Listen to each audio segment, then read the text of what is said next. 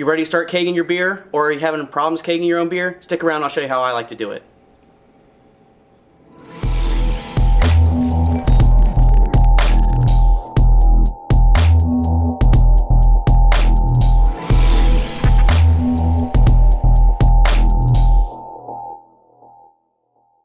So people come in the store and they'll ask me, hey, how do I get started kegging? Or I'm already kegging and I'm having troubles. Is there anything you can do to help me out? Any tips? I've been kegging for over 10 years now, and I find that when I watch videos or I would refer to books, that a lot of the information they use just did not work for me. So if you want to hang tight, I can show you how I do it. Hopefully it works out for you. First thing you're going to need is a sanitized keg. I've already cleaned it, sanitized it, it's ready to go. You're going to need your CO2 cylinder, and then lastly your beer. What I did with this beer is I've actually cold crashed it already, so it's good and cold and it's actually ready to be served. If you don't have the means to do that, that's okay. You can put the beer from your fermenter into your keg, and I'll catch you up to speed with what you would do, just slightly different, but the overall ending process will be the same. So first things first, what you're going to do is you're going to siphon your beer from your fermenter into your clean sanitized keg. So first thing you want to do as you're siphoning your beer, make sure you got a siphon tube long enough to get to the very bottom of the keg, because you want to fill it from the bottom up. We don't want this beer oxidizing or splashing around, so you want to fill the keg from the bottom up.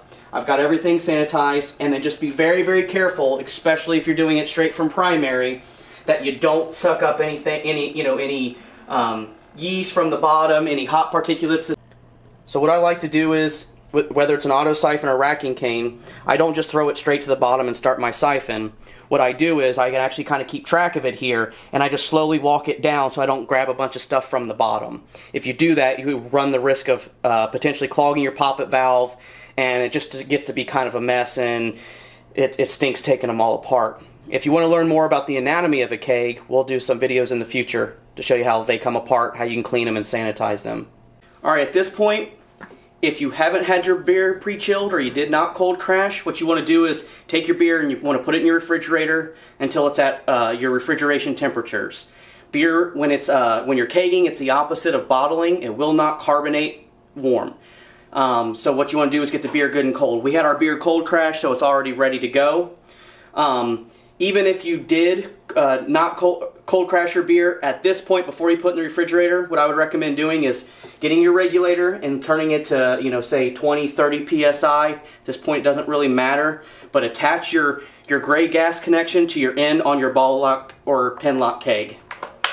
What's going to do now is we're going to purge off all the oxygen that's in the top head space of the keg. So all we do is just pull on the pressure relief valve a few times, let it fill back up. There's not an exact science to how many times you do it. All we want to do is we want to get any oxygen that's in the headspace out. So one thing I always like to do, once I get the beer in the keg and the pressure's on there, I like to take a bottle of Star San and spray it around the lid of the keg. The reason why I like to do that is because if there's any leaks, it'll just bubble like crazy. You'll be able to diagnose a leak really, really quick. Over time, the lids don't always seat properly. So we'd sell replacement O-rings for that. As if, say, there was a leak, because we use Star San, it's not a big deal if we have to open it up and the Star San gets down in the beer a little bit. A lot of information you'll see, we'll talk about using like a Dawn dish soap solution.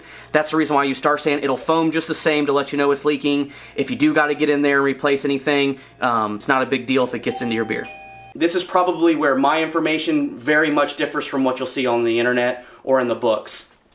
So at this point, I leave my keg vertical, I turn my regulator up to 30 psi, I get my timer out on my phone, and I go for 1 minute and 30 seconds as my timer. I don't do any more, I don't do any less.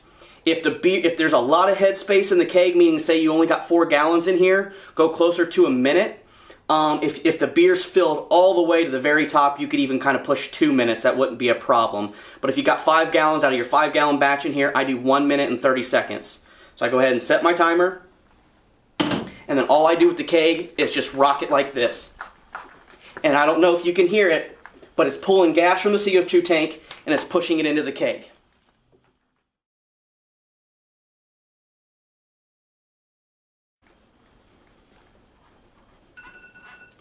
Alright, time's up. At this point what we do is we disconnect our gas line, it's probably best just to let the keg settle. It's been really shook up, so if you pull on your pressure relief valve here, what's going to happen is you're going to have beer just shoot out absolutely everywhere. So while we're waiting for this to calm down a little bit, what I like to do is go ahead and dial my regulator back down to serving pressure, which for me is between 8 and 10 psi. Now if you have a bunch of kegs in your kegerator and you're sharing one regulator, sometimes you'll have to go higher than that. If you're serving one beer, you might have to go a little bit lower than that. But start with 8 psi and then really just looking for a really good pour once you get to that step.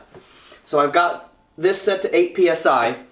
What we're going to do now is bleed the keg. What I do, since we're going to do all this on video, is just barely pull this pin, because if you pull it real hard, you'll shoot beer out everywhere. Hopefully I don't get covered with beer right now.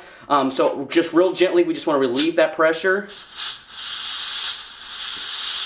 And the reason why we're doing this is, if we have 30 psi in this keg, if we hook our regulator that's got 10 psi to it, what's going to happen is the beer is going to climb straight up and into our line, and then it gets nasty and you got to clean it. So the best way to keep that from happening, even if you have a regulator or a manifold with a check relief valve, is to just bleed off the pressure. Like I said, if you just wait 10, 15, 30 minutes, you can bleed this a little bit quicker, but since for the demonstration of the video, we're trying to speed things up a little bit, just be really slow so you don't get covered in beer.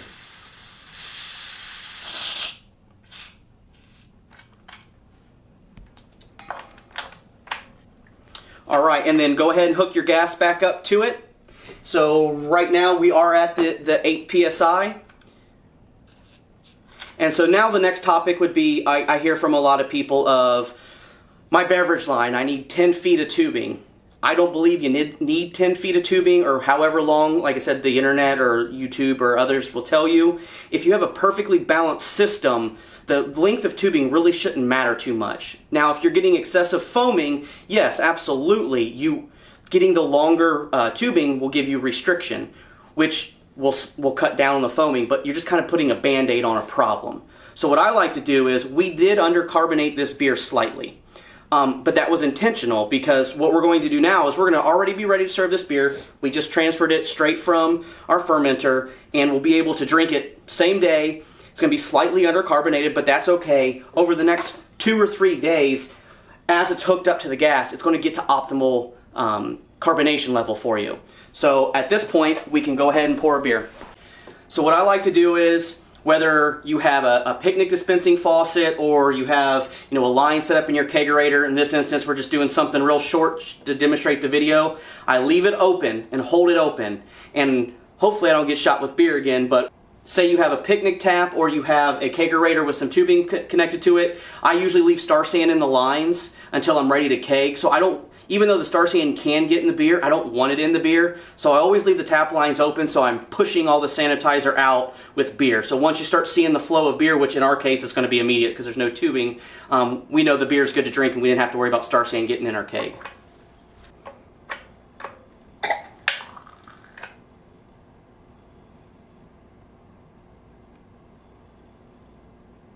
So as you can see there, we're just getting the beer or the sanitizer out of there. So I'm going to go dump this and we'll pour our first pour.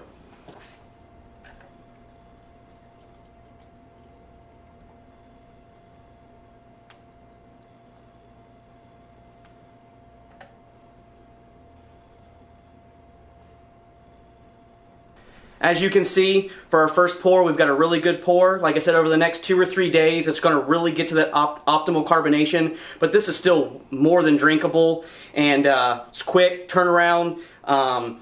You won't have to fight excessive foaming, especially once the beer settles down in the keg. So if your first pour is a little foamy, it'll settle down in the keg, and that's really all. That's the way I do it. I've had great success doing this for about 5 years now. And if you have any questions, give me a call at 937-404-2739. You can email me at joey@hbyob.com. Any products that we used here you can find available on our website, hbyob.com. And feel free to comment below if you have any questions on anything. Cheers.